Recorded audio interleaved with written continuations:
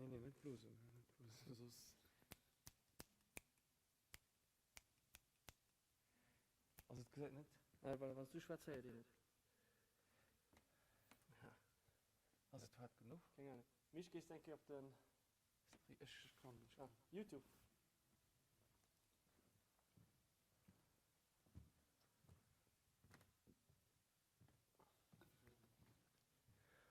Hallo, hallo, hallo. Hallo. Hallo. Hallo. Hallo. Ja, sag. Hallo. Ja, sag gut. Hallo, hallo. Ja, aber hier ist die gut.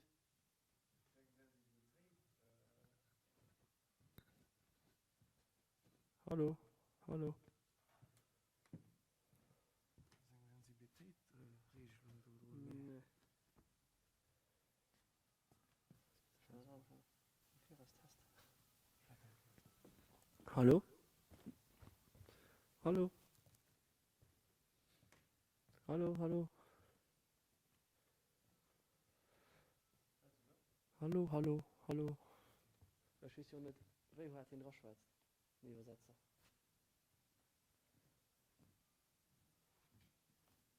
Hallo, hallo? Hallo, Jonathan. Hallo, hallo? Hallo, hallo? Noch los?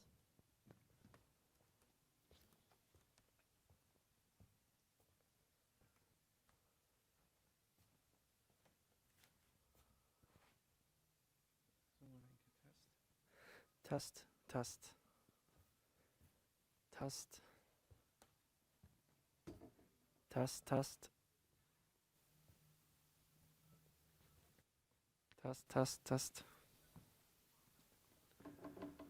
Test. Ich freue den Thierry soll auf den Computer gehen. Auf YouTube oder da gehen. Hey.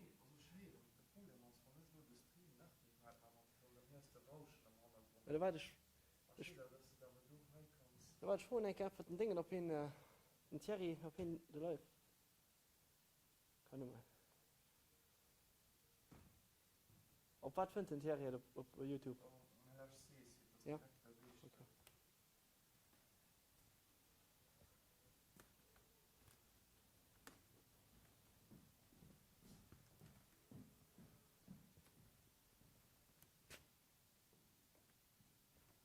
Ja, soll ich bei mir stellen. Kannst du auf YouTube gehen? An LHCE eigentlich zu gucken, ob ein Ton gut ist. Der YouTube-Video von Lisse. Wir sind gerade live, ich gucke, ob ein Ton gut ist. Ja.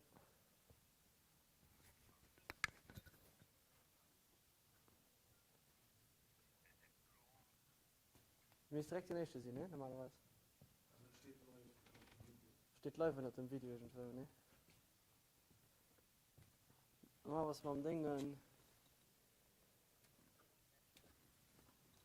Chris. Ah, hast du just remise Diplom? Nee, nee.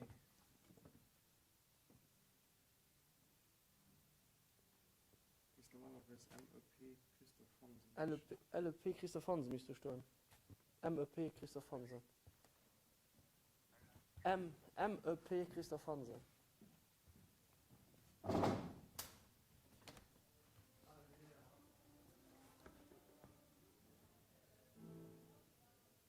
Was ist fort?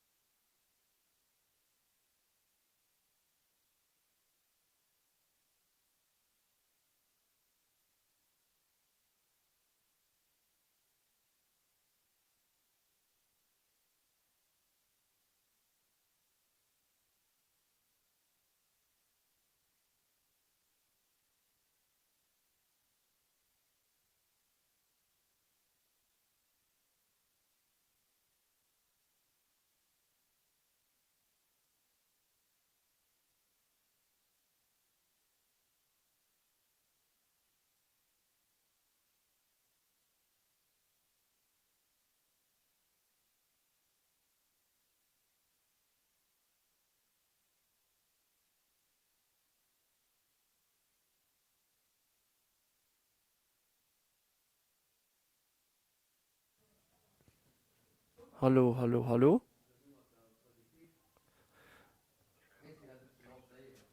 Ja, ist nicht. Okay, weil ich. Hallo, hallo, hallo. Gut. Das ist gut?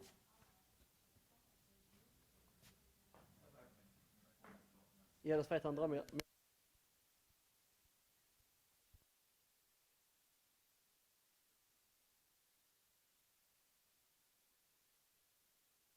Musst du schon gehen, wenn sie lang gedrückt haben.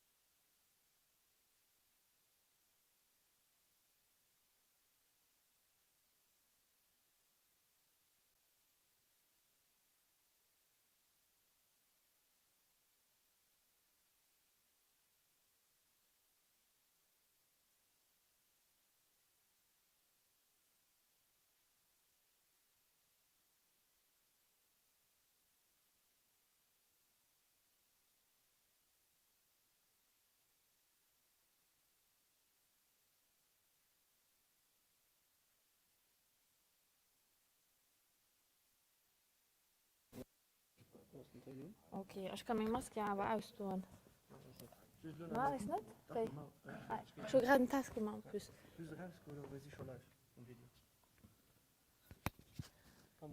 Okay.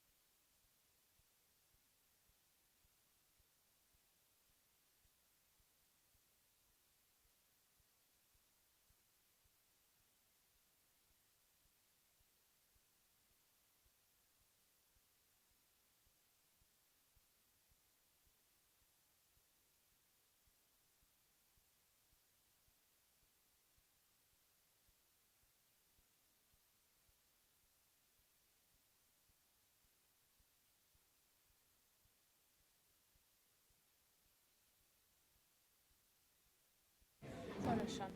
Ja, dann är det leider fast. Ja.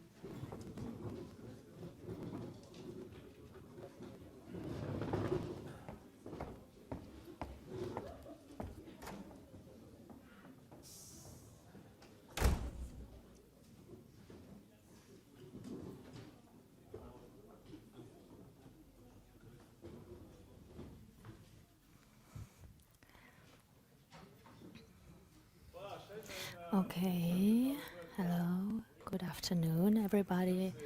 Thank you. As I can see, there is a kind of animation. There will be an exciting exchange.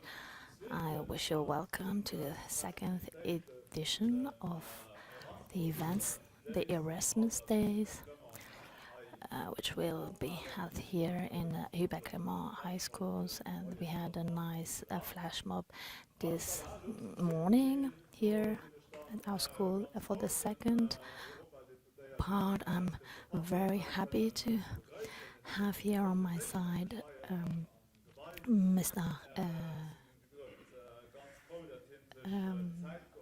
Hansen, and to him that I'm glad that he had find the time to be here between two sessions, European sessions, to find the way here to our high school and to be able to seek for an exchange with you and to give you the opportunity to ask questions about what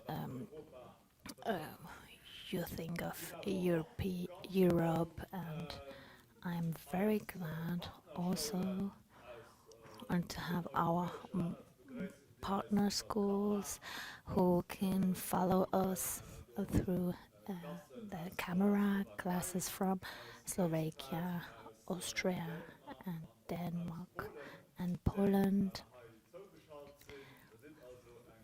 which are connected. So you are a European public who can be here this afternoon and ask questions.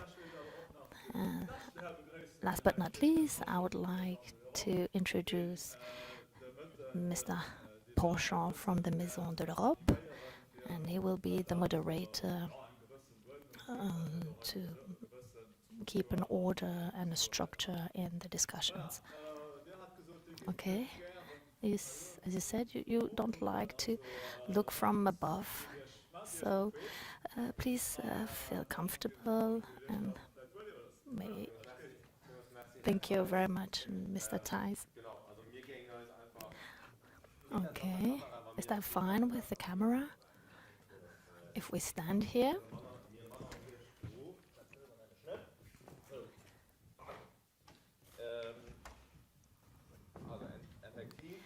Okay, indeed, my duty today is to animate the debates, but please, I don't want to be alone to speak, so feel free to ask questions and idly.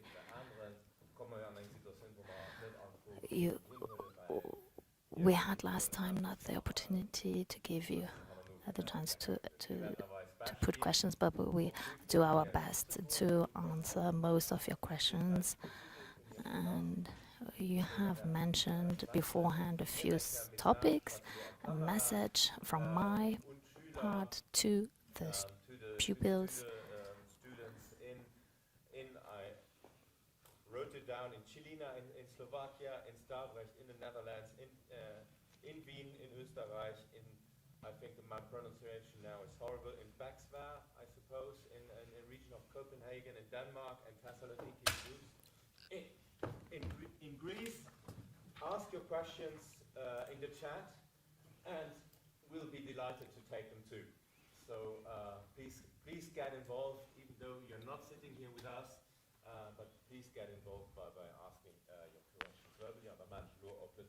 I'm going to continue in Luxembourgish because we have a translator. Thank you for the English translation. Big thank you to Christophe Hansen. As you know, he made a way. He came from Brussels today to Luxembourg. Shortly. Okay, we say you. It's important not only to be present in the meetings in Brussels, but also to represent those who elected us. And this is a big part of the work, to know what is on field, what are the problems, and what can we do to improve, and to discuss that in Brussels. I can say that I go twice a week to Brussels. Depending on where it is, I can go by train, but if it's in cities, by car, because it's easier from time point of view. We started at 8 from Brussels, and after this meeting I have to go back to Brussels because I have a commission from the international negotiation, and I have a time dedicated to represent my party. I will stay to that point briefly because I had a point in my mind. We had one event once in this Luxembourg city, and you were also there 2 years ago. There was an audition from our commissioner who wanted to be elected, and there was a big speech to be elected for that position. And you woke up very early at 5, 5:15, and it was nice. We organized events with deputies. We worked together with the commission, and I can mention Christophe, but other MEPs. It's nice to see that they are available and call for you too if you have ideas and you want to be involved. You have here Christophe and MEP who are very receptive. And we haven't done that yet. I will introduce Christophe. Christophe, you are since 2018 member of the European Parliament. 2018, and after you followed Viviane Reding, you've been elected, and you're very active within the Brexit context. You were a reporter, which means the representative from the European Parliament who negotiate the Brexit contract with the United Kingdom. So you dealt with these topics. You had also important directives like drinkable water directive. there's something to do with foreign intervention. We have an inner market as companies, European companies. You have work freely in another European country, but there are companies which are not from the European. Könnt ihr manchmal ein bisschen mehr los an mir hart schwätzen? Okay, Pardon. Ich schwätze dann, was mir gut an, ja, also, das war noch wichtig, dass ihr es am Ausland. It's important to understand as Bei der Geschichte, in this context there are companies which are supported by governments like China, and Christophe is involved in that, and he has to see how can they have access to our market, and it has something to do with competition. And you are also involved in environment topics. Christophe is chief coordinator of the Population Party, the biggest party in the European Parliament, and we have 6 members from the CSV, which is the European People's Party, Christians, Democrats. I know that we have 8 pupils here who have the European option. Can you please raise your hands? If that's fine with you, I would ask you to introduce, and the others should take part in this exercise. Please give me your name, and in 2 sentences, please tell us what you would like to hear from that exchange and take with you. Hello, I'm Katrin Göder. I'm interested in climate change topic, Fridays for Future. I would like to learn more about European Parliament and what the European Parliament, what it thinks about the Fridays for Future, and if it's important, and consider that topic. I repeat, Katrin, it's important, is interested in climate change issues. I would like to know the complaints, how the complaints from Fridays for Future are dealt with. I'm Felix Peters. I'm interested in economy outside the European Union. What you would like to know from Christophe? How does it look like with the Brexit in future? What at the European level? Is interested in European economic issues, and Brexit, and how it will evolve in the future. You raised your hand too on the Maybe we can start with these questions. No, let's collect. I'm Davis, and what I'm asking myself, there are EU skepticism from different countries. England with Brexit, how you deal with that issue, how you work on that at the European Parliament. Davis is interested in EU skepticism in some countries, which is higher in other countries than in Luxembourg, and what the European Parliament is dealing with that issue. You're also at the European section. Dylan, my name is Dylan. I'm interested in what you are doing on a daily basis at European level. What are your duties? Because a lot of people think that they do not a lot actually for what they're paid.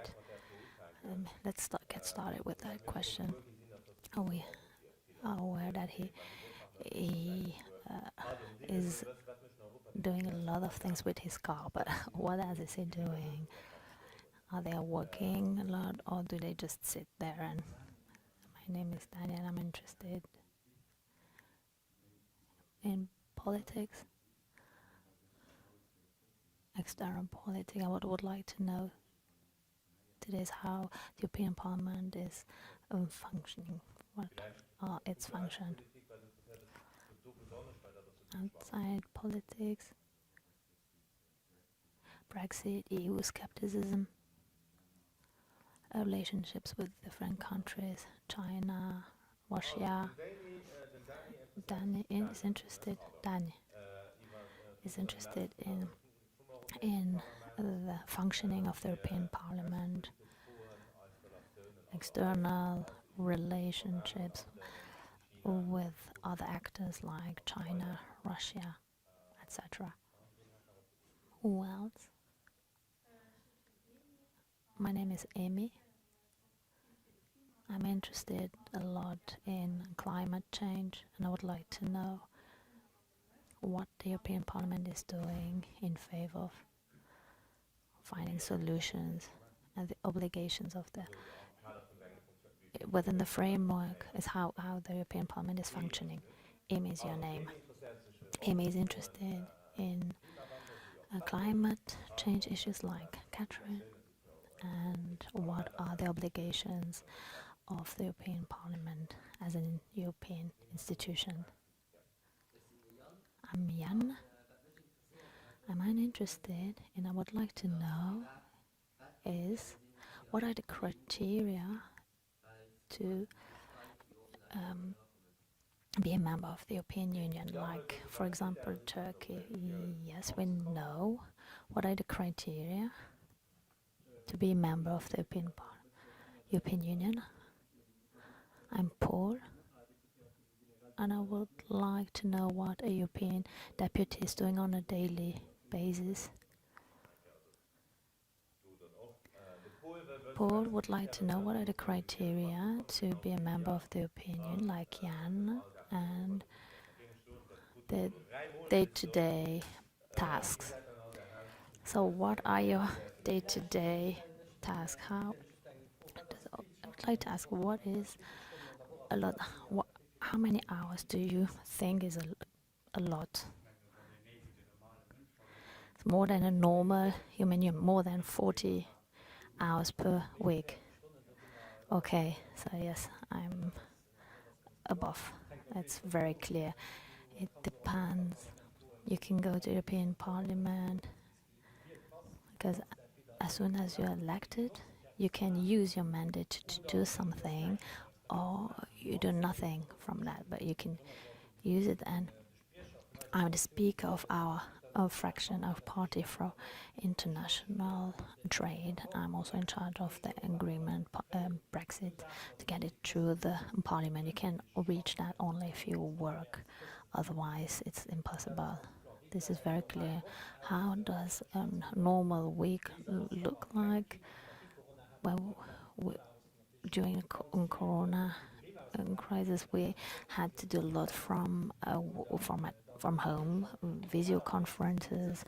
But in normal times, we have sessions from Monday to Thursday afternoon, and Friday is the day during which you have less sessions.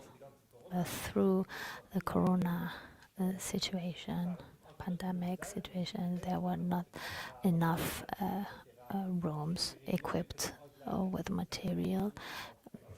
So in practice, Monday morning you started at 8 until Friday 6, 7 in the evening. Our work, normally the meetings start at 8 until 6:30. This is a normal day, but you have to, of course, prepare for these meetings beforehand. And on average, in a day of 12 hours, this is a normal day. 3 nights We are in Strasbourg. 3 times we work in Brussels, 3 times in Strasbourg, in plenary sessions. This is what is provided for in laws, and it can be possible to be represented in oral meetings. If you are in charge of a specific file, you have 1 minute for that. So sometimes you can speak at 11:30, so the days are quite long, and it's very time and energy consuming, and have to drive by car or by train.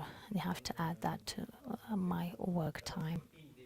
This is one part of the official sessions, and apart from that, I have other obligations.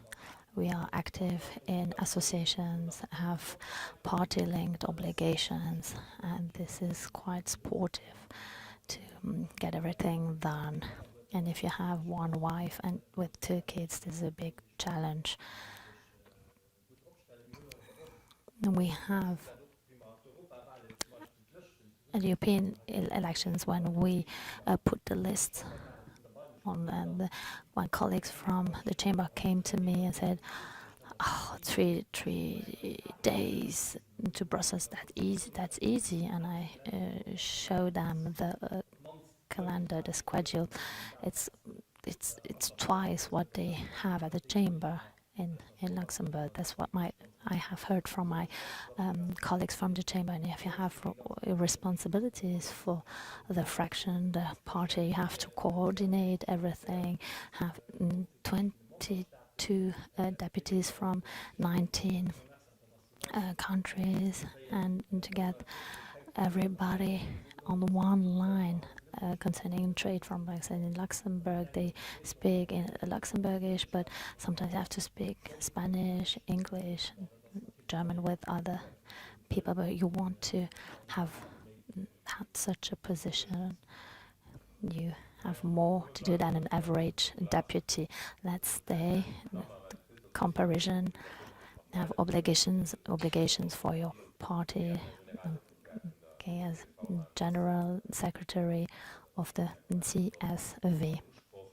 That is time consuming, at least a few hours more. But let's stay at Luxembourg level, European Parliament. Some ask how are these institutions functioning, and there are big differences. The first one, the language. The chamber deputies speak only Luxembourgish.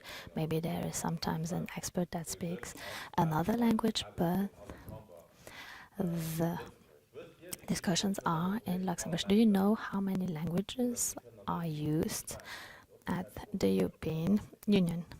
Official languages. Guess, you have 27 member states. How many languages do we use officially? 27, I think, around 25. The back, give a figure. How many official EU languages exist? 3. A little bit more. 2 is not totally wrong, and in different contexts. 13, a little bit more. 16. You're very close. 22. 30. Now 24.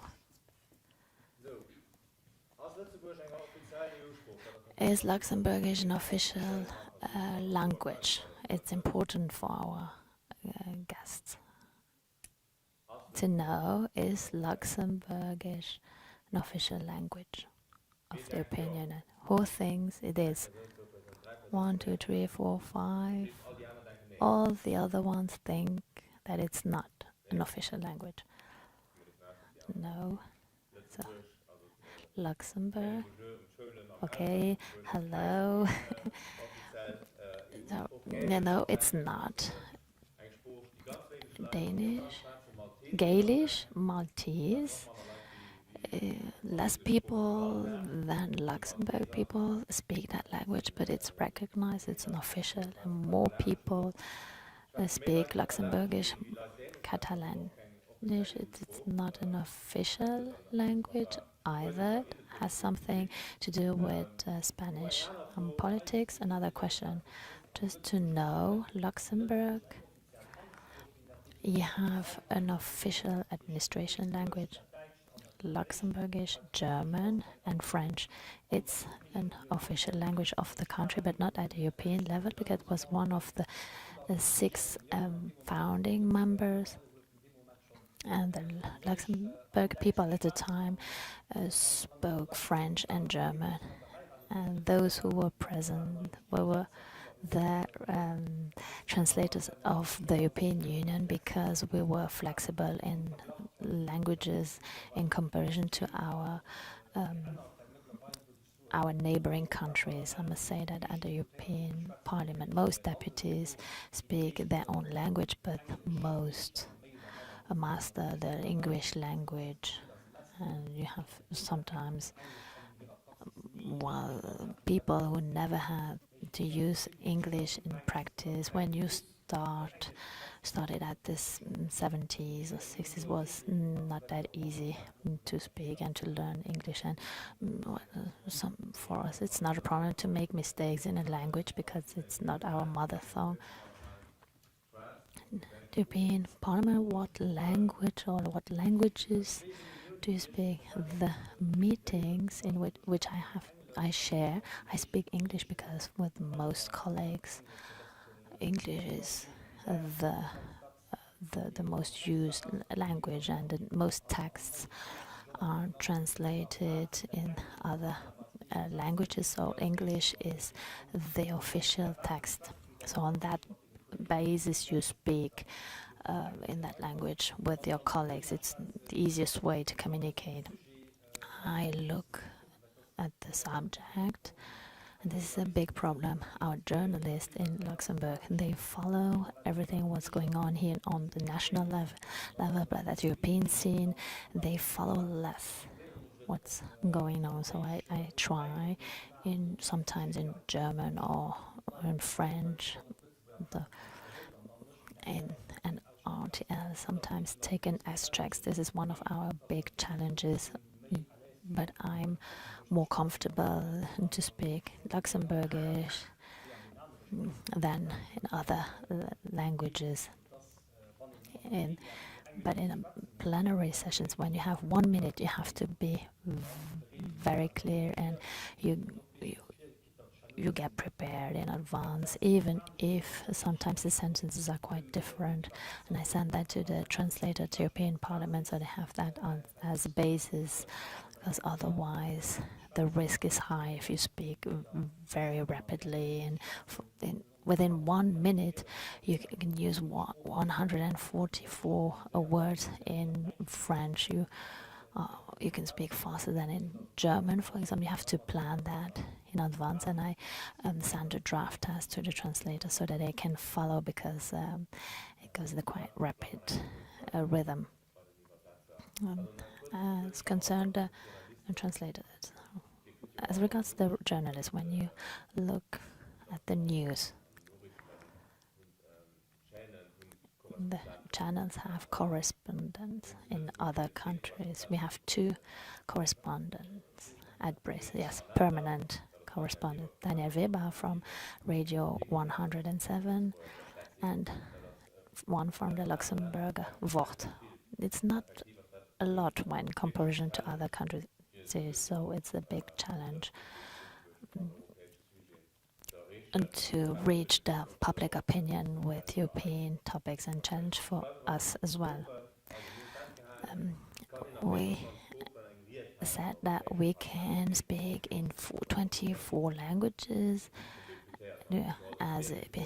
Let's say I'm a deputy and I could speak in Maltese.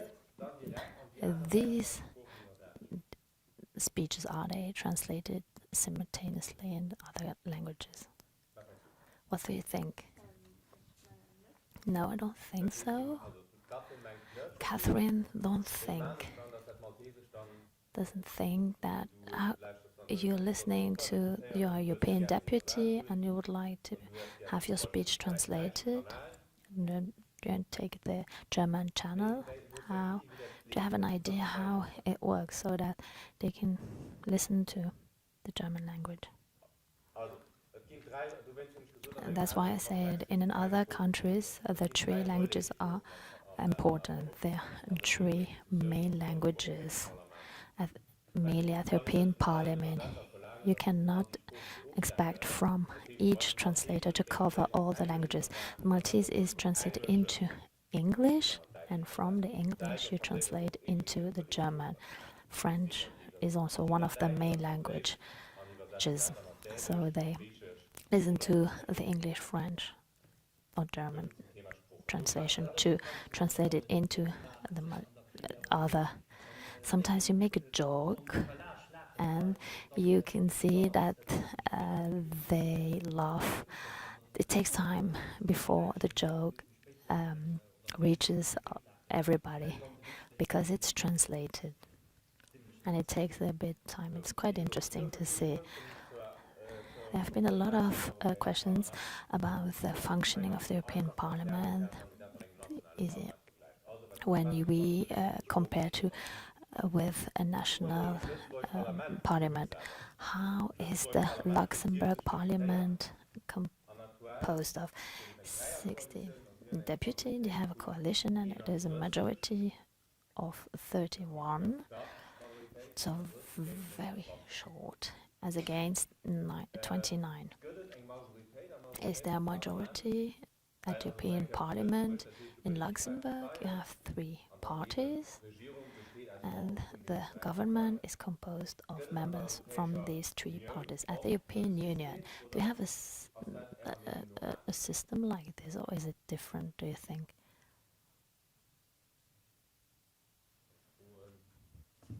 I ask you.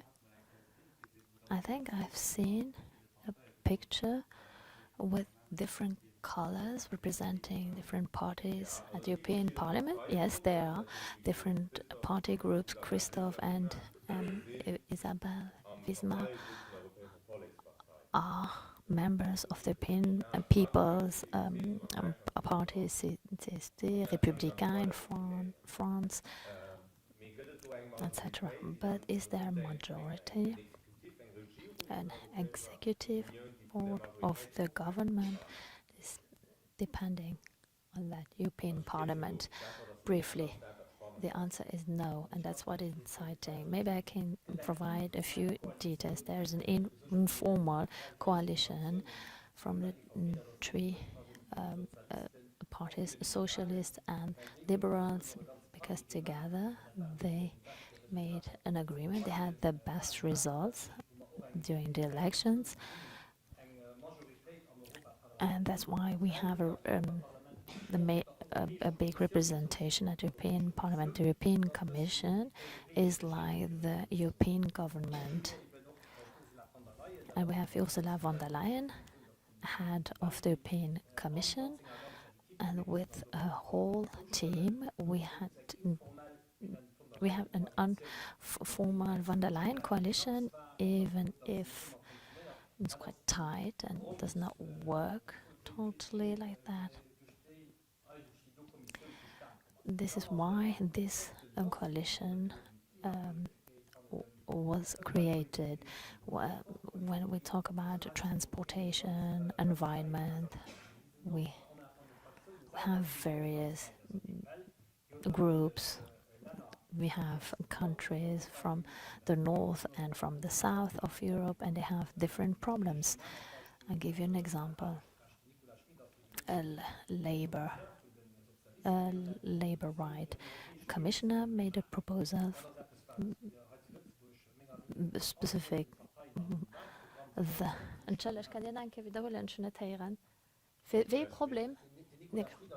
Nicolas Schmidt is the Luxembourg EU commissioner who is in charge of the social aspects, and he made a proposal for the minimum labor wage. And this is in Luxembourg what most parties have in their programs, but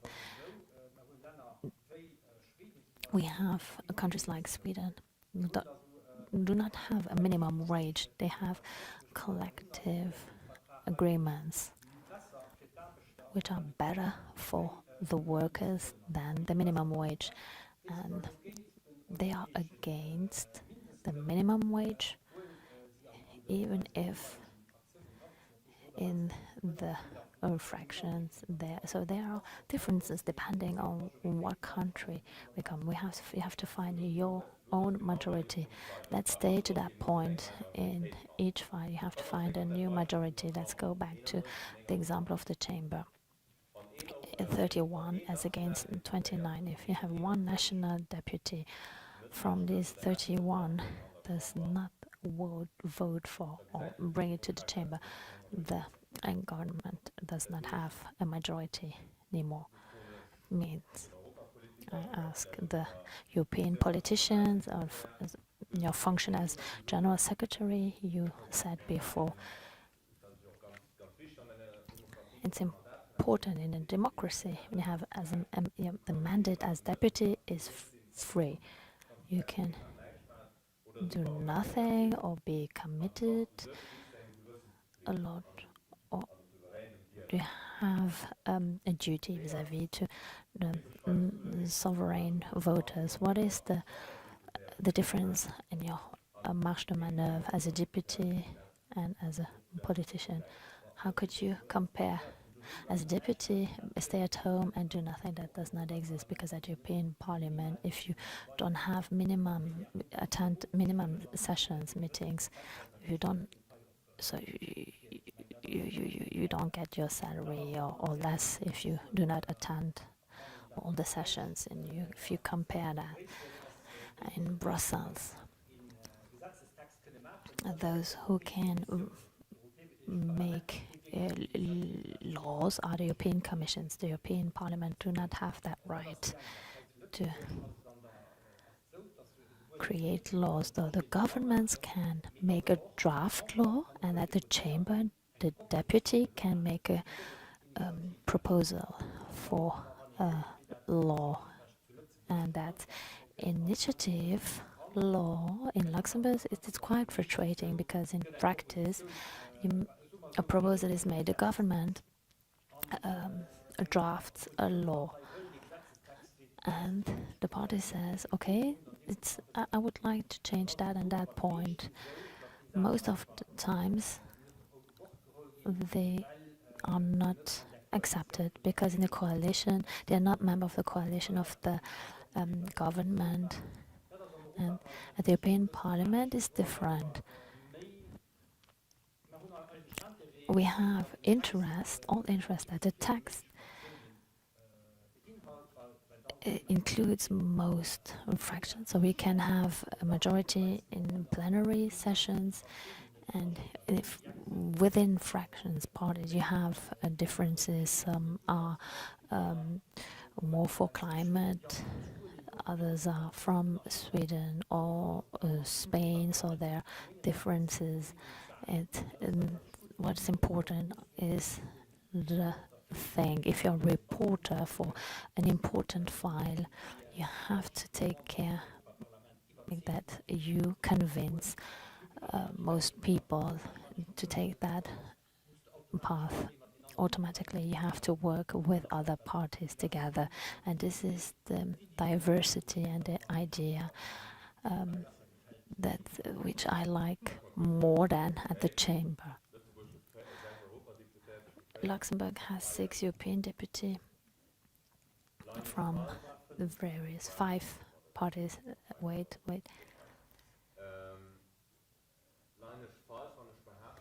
Am I wrong when I say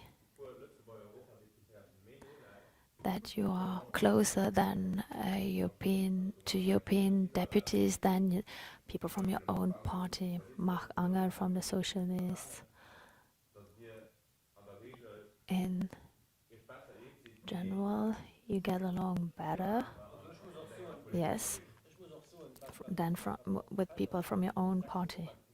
Among the 6 members, we have a regular exchange So, irrespective of the parties, if there is an important file, and I can ask him, what are you doing within that file? And then we try, if I have one point and I say, we need your fraction to work with us. So I talk to him, and most of the times it works. With Mark Angel, the same. With, for example, with environmental issues, do not agree all the times with each other. And Cliff Metz calls me, and she can see how our list looks like, voting list, even if it's not the same as we would have as a CSV party list. That's why I try. So the interest we have in that file, that works well. The European Parliament, it cannot just work with your party because you will never reach the majority you need. This is what I like.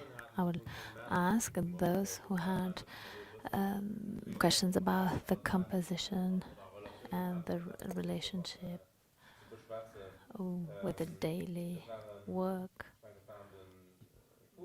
Paul and Dylan and Danny. Something about Dylan and Paul. As regards these questions, and also at the different schools, do you have questions about the functioning and the daily work of a European deputy? Is everything clear? Maybe briefly I could summarize a few things about the functioning of the European Union. As you know, in Luxembourg, and this has also something to do with EU skepticism, when something is not working, this is Brussels. This is a bad excuse, because who is Brussels from Luxembourg? Is our commissioner, 6 EU deputy members, and our ministers. These institutions work together. European Commission, which is the European government, if the member states doesn't like that expression, because they have the monopoly to make law proposals. If you want something happening in climate change, they have to make the proposal and have something on the table. And the co-legislators, those who were the European Parliament and the ministers, the Council of Ministers, and internally, and the European Commission will receive that test, and the reporter is defined, and within that commission we have a text which is voted for, and then it goes to the plenary body. And when the text is voted, there are various steps. There are amendments which can be made.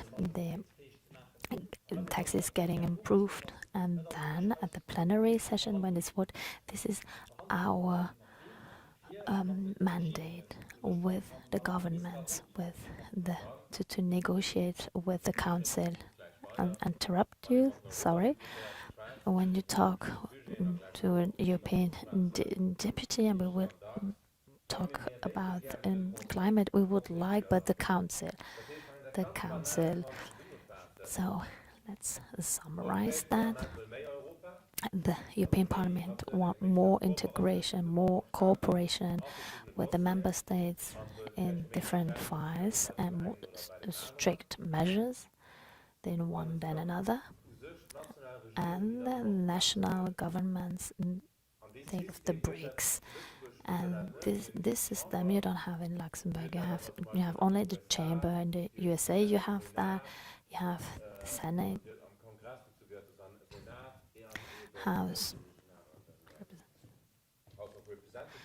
of Representatives, and it's similar in French. You have the Sénat et Assemblée nationale. And I don't know for your countries are listening to us, but we have two bodies who have to agree with each other. And sometimes there are problems. I would not say that generally the European Parliament, depending on the fights, for example, climate issues, the European Parliament is more progressive because the European Parliament will not have to implement that at national level. We draft laws, and most happening here is the implementation into national laws, and it's less ambitious because they will have to implement that their climate targets, renewable energies, and pay for that. The European Parliament, and Catherine wanted to talk about that, and Amy. What wants the European Parliament that the Council doesn't want as regards climate issues? The Council, pact for 55. Why 55? We have as an objective, European, 20 and up to 2030, 50% less carbohydrates. The other member states at the Council and Minister Council say that it's far too much and will never reach that because they depend. Poland, for example, is using coal, and the electricity depends on coal, and in other countries too. Even in Luxembourg, we are depending on electricity importations from foreign countries, and we have also coal energy in our electricity here in Luxembourg, minus 50%. As Parliament, we agree with that, but ministers are not sure. But the Commission's objective is minus 50%. There are 8 laws which the Commission's put on the table. ArcelorMittal and the various industries, they produce metal, and while heating, CO2 are issued, and during the chemical process there are also CO2 emissions. So for each ton produced, CO2 emissions, they have to pay a price for that. So the price will raise again higher, and we have to ask competition questions. It's unfair to say that the companies in Luxembourg and Europe have to pay for the CO2 emissions. There are competitors from China, Turkey, where there is no carbon price, and they don't have to pay that carbon price, and this makes this industry uncompetitive. Our industry, the global companies that produce not only in corn, yet they will invest in Turkey, north of Africa, and this is not what we want, because they will produce the same CO2 emissions there, and this is why we have a system, proposed a system of balance. When 1 ton of metal comes from China, this is negotiated at the stock exchange so that we can have a level playing field. These are the few elements. We have 33% of the emissions, at the European Union. Through the buildings, you have to heat the buildings and, or freeze in other buildings. This is 1/3 of the emissions in buildings. So it's very expensive to renovate everything. Each new house which is built is a passive house. You don't need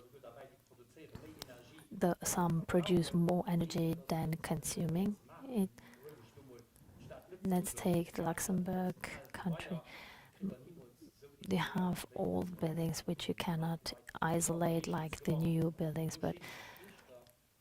and there you have different minds because strict rules cost money. And this is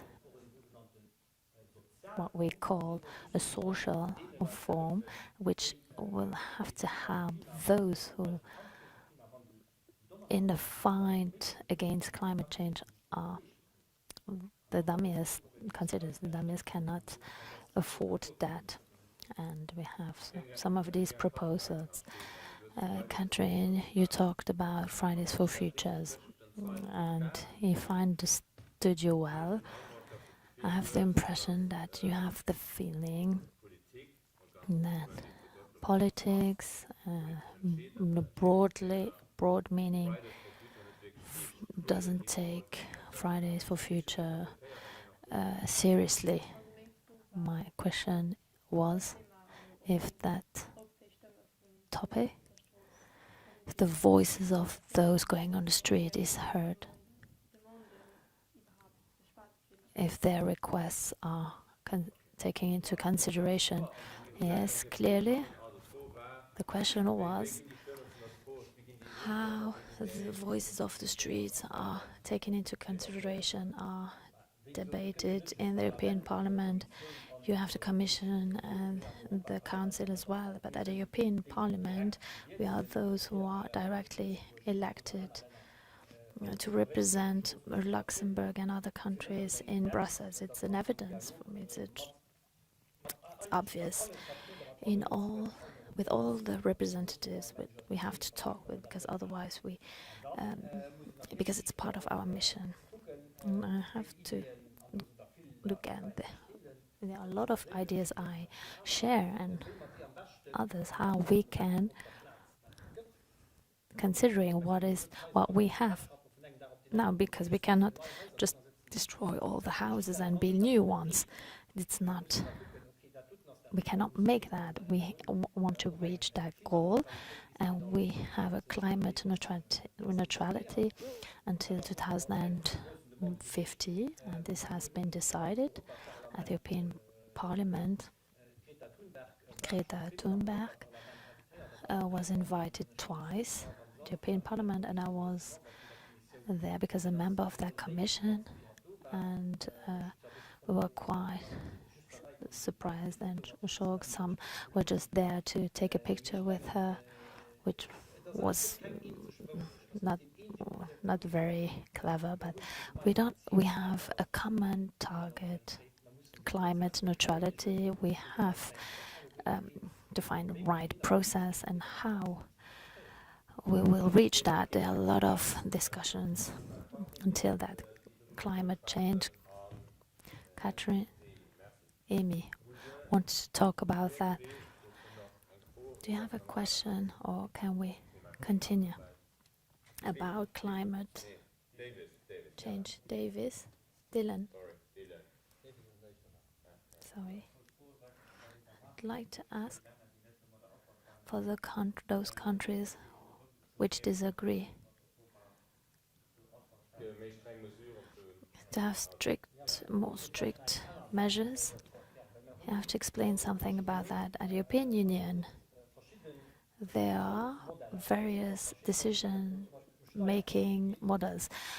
As regard taxes, for example, the 27 members have to agree and reach unanimity. As regards energy, a few months ago, taxation of energy, to take it out of the unanimity process in Luxembourg, government said that they were against that.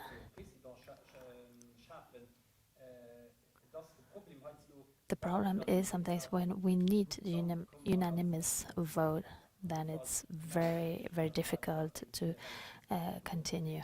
And we have to talk about that unanimity process, talk about fair rules, because when we can block, because Luxembourg blocks, for example, very often the tax issues, we will never bring this any further. Fit for 55, the most proposals do not require unanimity. You need a majority. I will not go too much into detail, but at the council they have to agree with that. There's a big majority required, but not unanimity, and this is important so that we can continue.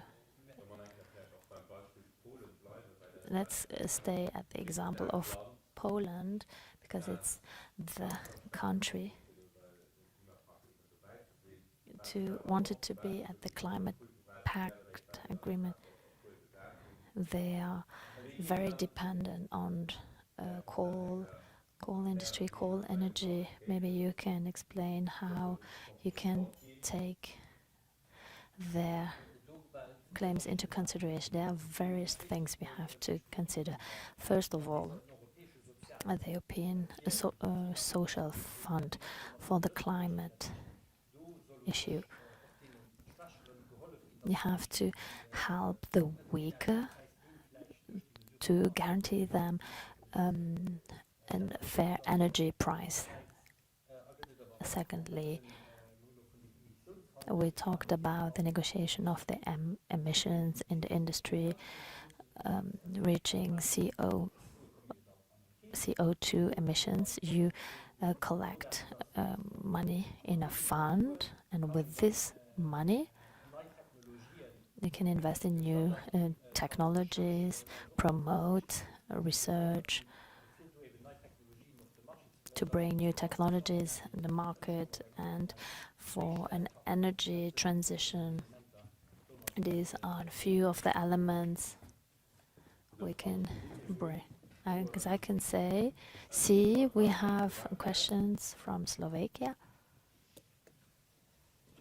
Do members of the European Parliament deal or read resolutions from model European Parliament sessions? I'm thinking that model European Parliament today I did that. Do you follow that a little bit? Yes. We have a few organized in Luxembourg, and we are invited. We received a resolution, and we discussed with them, yes, very clearly. Yes, it's very important, first of all, that the young European people think of subjects, and they are not conscious all the time of the constraints or why it's not going any further. It's important. That's why it's important to discuss with them. And several times, together with Jonathan at the information office, we organized that. And what is also important, I think, that when Jonathan worked with other high schools, it's a conference for the European future. It's a call for all the citizens to take part in that.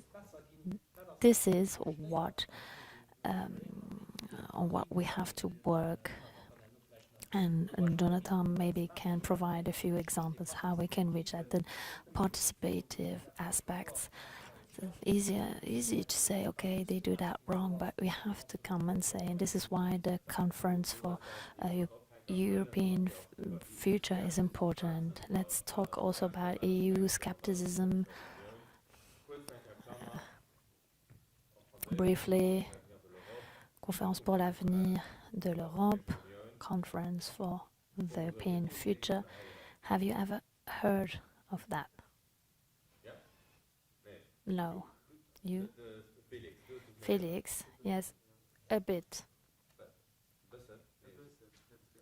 Not much. What have you heard? It's good that at least one that conference will be held.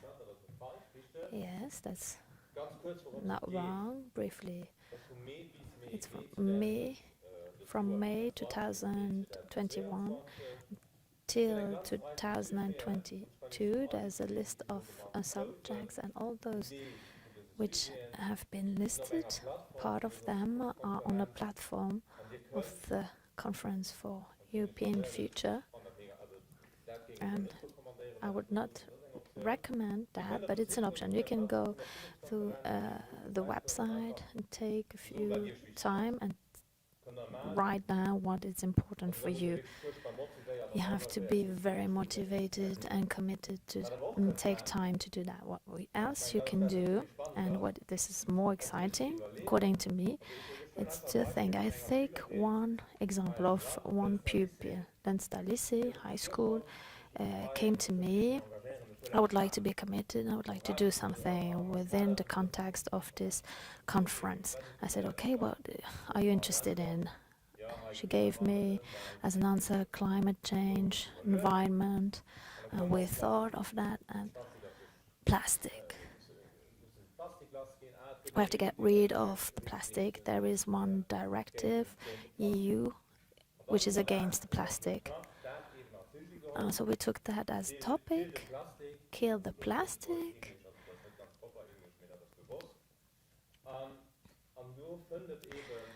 And she'll find other fighters working on that topic at her high school, getting prepared with experts to get some knowledge. And we helped her to get in contact, in touch with other experts. And so we had a discussion with Mr. Hansen and Max. These are our two deputies who are most involved in this subject. So plastic. What is interesting? You can fill in documents. Me, a pupil from the LHCE, organized that event. How many people attended, and this is what we concluded from that event. And this is our complaints. So this had more weight. And in particular, when you are clever, and for example, when the newspapers, it's shown on TV, this is a clever way but we have not the opportunity to get too much into detail. But if you are inspired, your professors, your teachers are inspired. I'm looking at the camera. If you have ideas,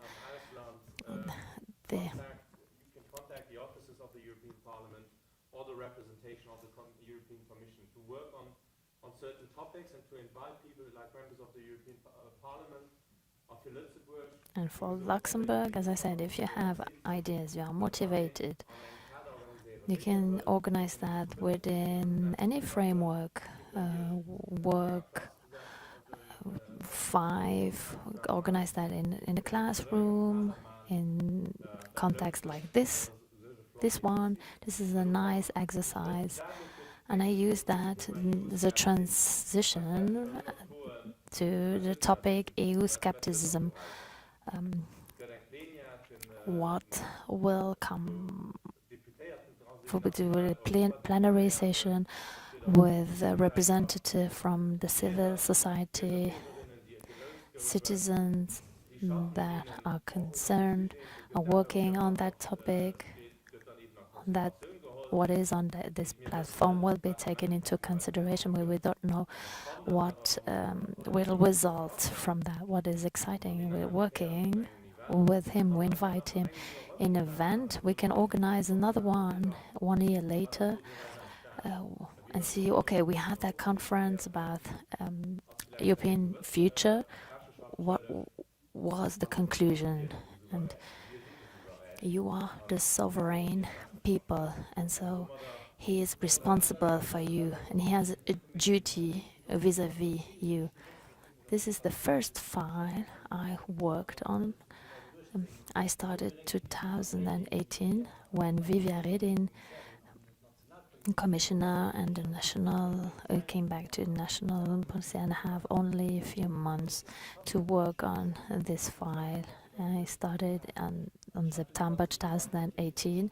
In summer, I took other files very seriously too, and I worked on that. The online system you have in the computer system, and you can amend some things. And I have one problem.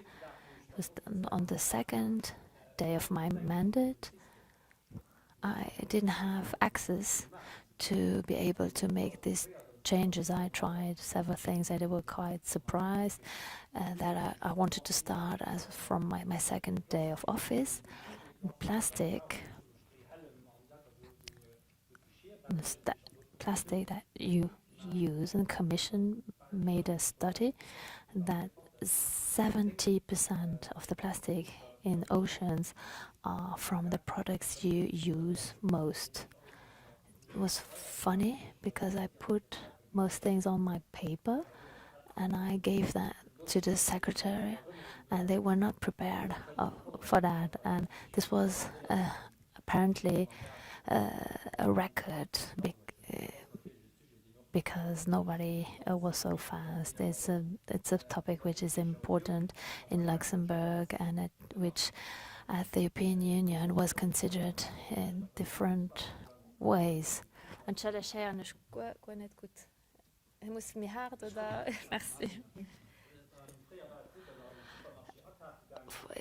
the past, you used to bought things at the supermarket, and you had plastic bags for nothing, and the consequence in 2015 in Luxembourg, we were like pioneers because we took out these plastic bags from the market. One Luxembourg citizen only bought 20 bags per year. In Slovakia, 450 bags bought. 450 because they were free. No, not bought, they used because they were free. And there are a lot of differences at the European level, and this we have to get things closer. The EU skepticism, they say often this from in Brussels they try to impose something on us. If everybody's looking only as okay, you want to talk about EU skepticism in relation to that. How do you define skepticism? What is for you EU skepticism? Various countries, parties from different countries are EU skeptical, like England, which how do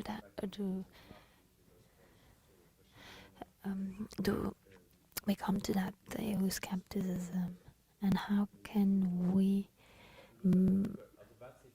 what are for you, according to you, what are the arguments of those who are EU skepticists? What are the anti-EU arguments? As far as I know, for the Brexit, there was a financial reason. They wanted to be independent.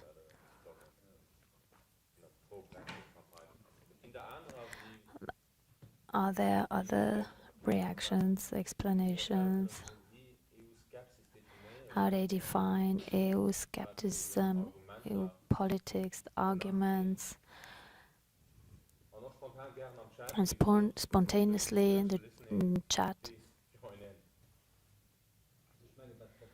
I think what is important is to say how our communication has changed over the 20 last years.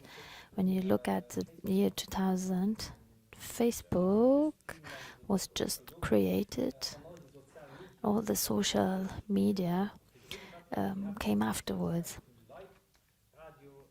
Radio, TV, newspapers were the communication means, and TV and newspapers were, and a radio as well. But we notice they have to change their business model because it's a lot online and have to sell their subscriptions, work with other titles. And you know, when you go to TikTok, Instagram, you just stay there if you see something that makes you curious. Otherwise, you just switch. The consumption of the communication has changed a lot over serious media. The information, which is not political, is not always true. Sometimes, well, with lies, it's easier to make politics, and so it's not easy to find out what is better for a country. You come with an argument. We would like to take back our control. They had a commissioner, a minister.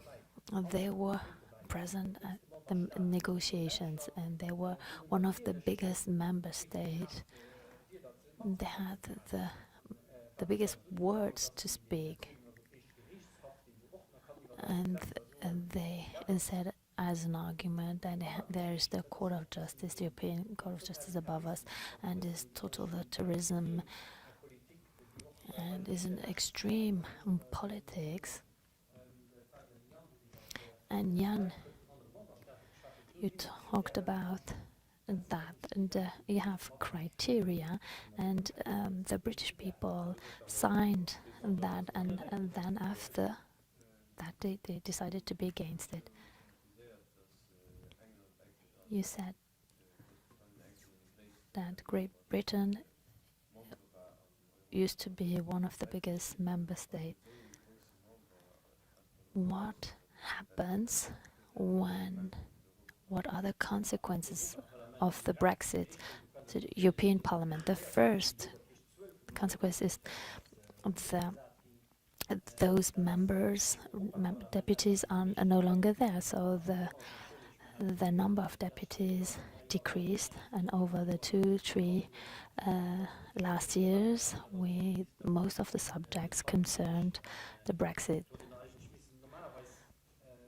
Normally, we prefer having a wedding when a new member state is entering to the European Union, and divorce, unfortunately, is not the same. Well, discussed at the same level. I don't know if you followed everything, but we proposed a few options. The British people, like North Ireland, was one of the biggest major points. Didn't want to have a physical barrier. I don't want to go too much into detail. Don't want to control the barriers, but the condition is that you have the borders when from a geographical point of view. North Ireland belongs to the United Kingdom, de facto exit, but Republic of Ireland, which belongs to the same island, is a member of the EU, and between them there is no physical border, because at the end of the 80s there was a civil war, bombs shot on the streets. This is something we forget. This is the main reason why we created the European Union, because of peace in Europe. this kind of situation could be reinforced. The agreement, there are also protocols how we can leave these borders open when they buy products from Great Britain, from Scotland to North Ireland, and also continue to the Republic of Ireland. And British people have to control these borders, and we notice a lot of problems. They don't have enough truck drivers, because a lot of come from east of Europe, used to work in that island, and there is a big lack of car drivers, and the energy prices drastically increased. Johnson said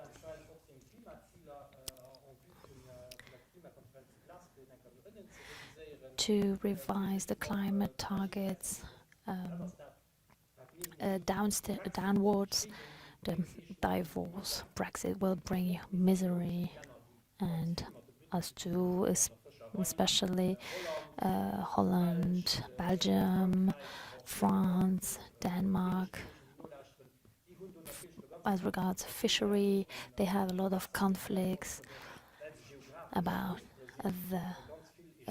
they have a lot of exchanges with Great Britain, and now a lot of papers has to be signed, and now they notice that it's not as cool as we thought, and everything they have signed, they want to renegotiate in North of Ireland. So either they didn't read or they didn't understand what they signed for, but it's not nice for British people for whom Are there any questions about Brexit, EU skepticism?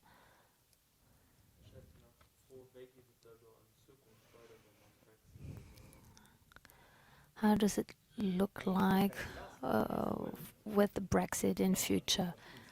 There are different scenarios. They have internal problems. Great Britain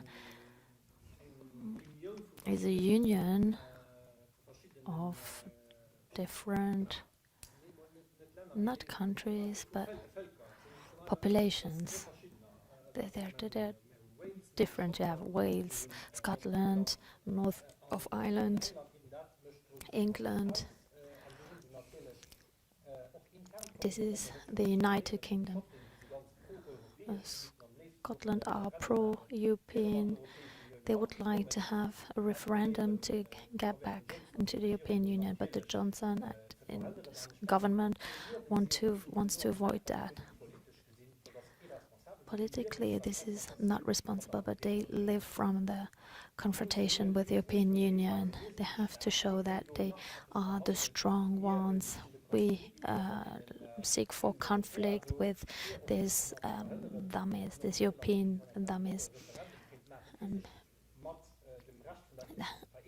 want to have a referendum, and the British people, British government wants to keep that unity in Ireland. Cannot see the future, but this will be a mess for a long time. And England and Wales are the two entities who were in favor. Scotland was against, and 56 were against it.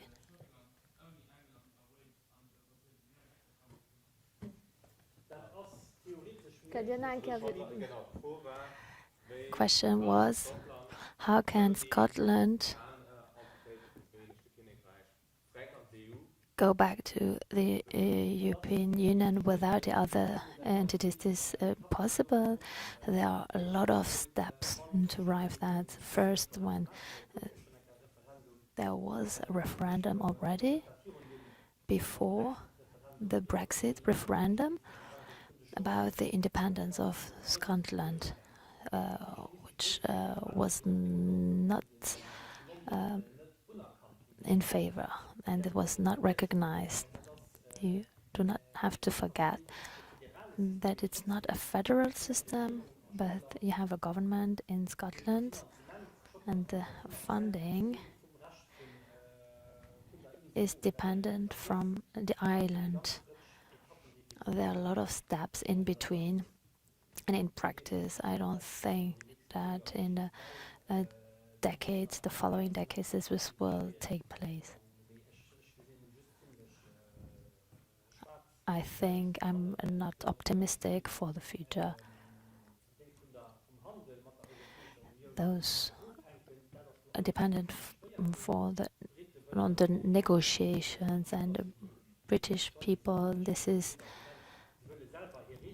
They want to vote for their own rules, and you want to build your own car and you want to sell them to the European market, has to comply with the European rules. And if they have their own made cars, and they cannot sell them to the European Parliament, there's no logic behind that. The British people say the European Union costs a lot. Cost not a lot because they contributed only a few. They are EU skeptical, and they had a discount, which means that they were quite good in this file. 25 minutes left. There are other questions, criteria to adhere to the European Union. Let's start with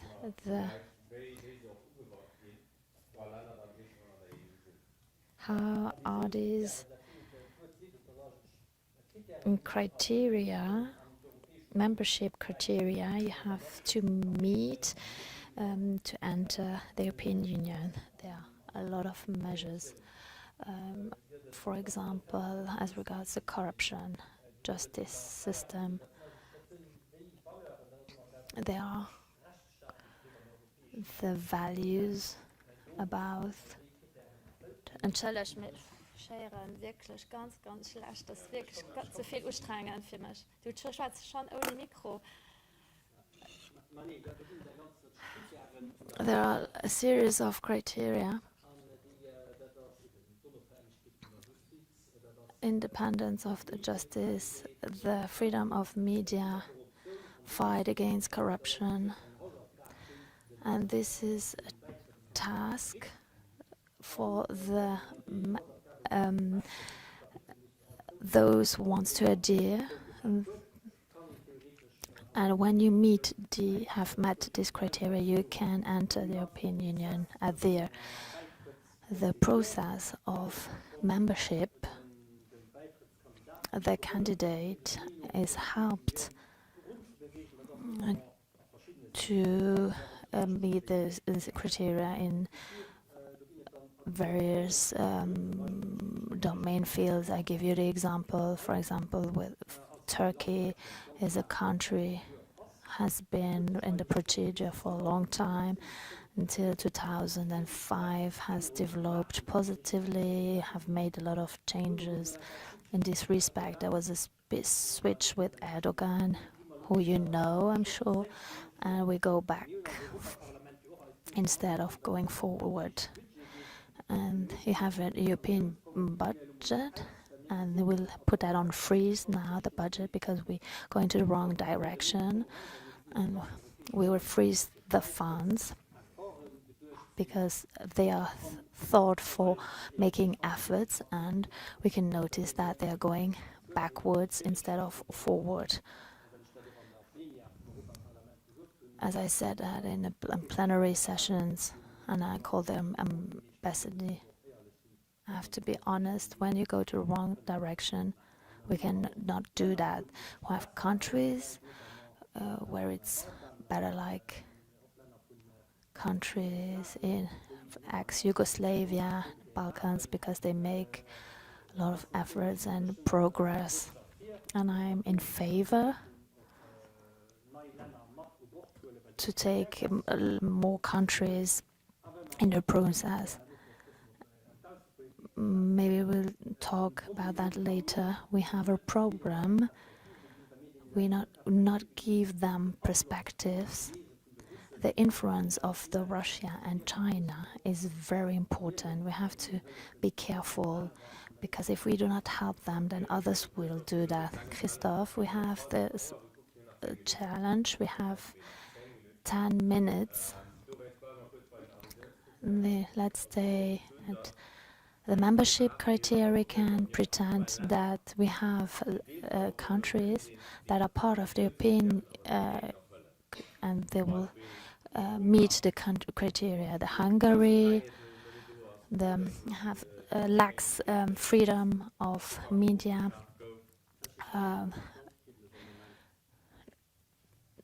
Republic of Czechoslovakia and other examples. I took just the most obvious ones. How do you see that development? Poland and Hungary, they protect each other. The basis, all the criteria, membership criteria had to be met. The conditions had to be fulfilled to get in, and you signed that you have to comply with them. But we noticed that in various countries, they're going backwards. The press bodies are purchased from states, and they are restricted. We had NGOs who helped refugees, and in Hungary they were guilty for having done that. And this is why we have this membership criteria, and we had that also in Malta. There was one journalist who was killed, and the premier of that time, prime minister, was involved in that crime. So the freedom of speech and of media and the independence of justice in Poland, where the judges are appointed by the government, this is something which should not be happening, something concerning. You have the High Justice decided that the right of Poland is above the European rights and laws. This goes against the right, the laws of EU. We have to put pressure on these countries. These are a few things. Nobody thought at the time where the European Union was founded that one country would retreat. There was a big chaos to deal with that. Nobody believed that as long as you had a contract signed and you had the fundamental values complied with, that you would go backwards. Nobody thought of that. This is why the procedures were not adapted, but we have a new system that should allow to put pressure on these countries, on this state mechanism, so that we can put pressure on them on a financial level. We can also say that they receive funds from the European budget. We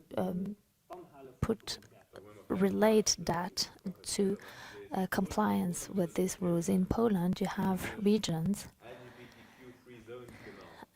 call themselves LGBTQ free zones. There are people from these minorities that are not allowed to live there.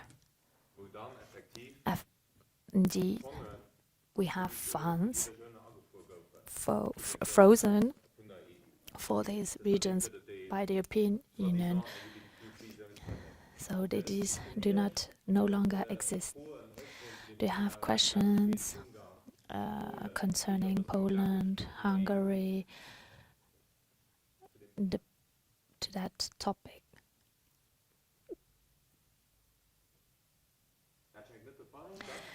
No, it doesn't. Okay. What are the methods used to work against that? There are a few things thought. What the first are on the financial level, you receive funds that we will freeze until the law will be complied with. And in the Council of Ministers, the member states like Hungary or Poland, if they do not comply with that, they will lose one voting right. These are the measures planned. The problem is the Council of Ministers, the majority, it requires unanimity, and Poland and Hungary in this case are in the same boat. We are against, and this is how it is. The process is blocked. The national thinking is what weakens the European Union. Very briefly, the foreign policy. We have no weight and we are not reactive. To give an example, the Luxembourg soldiers were engaged in Afghanistan, German and from the whole European Union next to the USA. And this functioned only because we cooperated with the USA. This was a promise for election that they would retreat from Afghanistan. And we learned that from the media. We didn't talk to them and we had no consultation. The European Union is as an external force too weak. I mean, external policy, we need unanimous voice. We take part in a mission, and you have countries, and this is the case in other areas like defense and where we have negotiations. China, for example, is the strongest economy of the world, stronger than the European Union. We notice that it's active in Greece and elsewhere. They build train lines in southeast of Europe, and they build whole infrastructures in consideration of that countries in which they do not really agree. They are against their products produced by forced work. There is a proposal has to come. The minister, the member states who signed bilateral agreements blocked these fines because they don't want to be in a bad position with China. We do not work with one voice. We had a task force with Michel Barnier within the Brexit. He coordinated the position of the European Union, and he was the only partner. And at the external policy, we don't have that. Unfortunately, we need one voice, one coordination to talk with one voice with China. This concerns me most on economical level, political level, and if we do not manage to go more with Europe, with one voice, then this is going to be a subject of the future. It worked once that your colleague of Jean-Claude Juncker of your party had a mandate of trade, which is hard competence of the European Union, and negotiated with Mr. Schwamm in the name of the opinion union. We have 60 seconds. Is there a last question, something you want to say before leaving you? He cycles. Like, do you want to say something before he gets back to Brussels? I have the last word. I wanted to say, in normal times, I have the possibility on a regular basis to invite groups. We have a budget dedicated to that and would be interested and have colleagues in member states, in Slovakia, Denmark, Austria and Greece. We have a budget dedicated to the invitation of pupils or groups of people, and I will be glad to invite you if we manage to coordinate that with your network. Also would like to talk with my colleagues of the member states to organize something bigger, and then the situation have to develop, because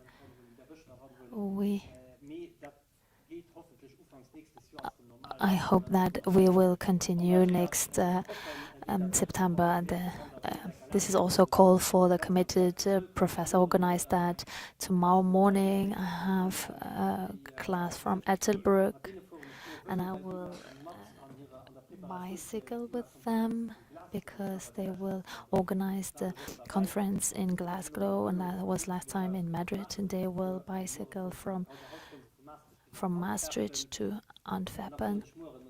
And tomorrow, Philip is a very committed bicycler and will meet there in Brussels and can show them.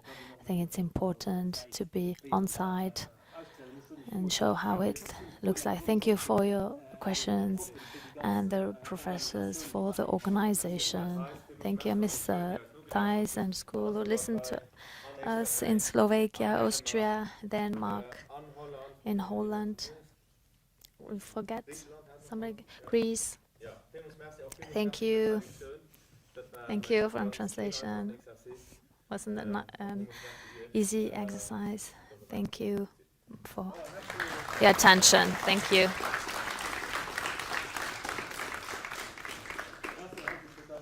Thank you for the invitation.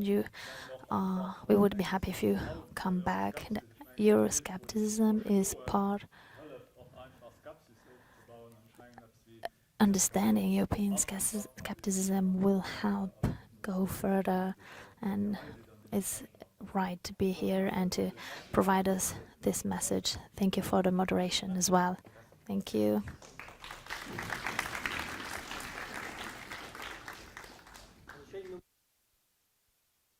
Good afternoon.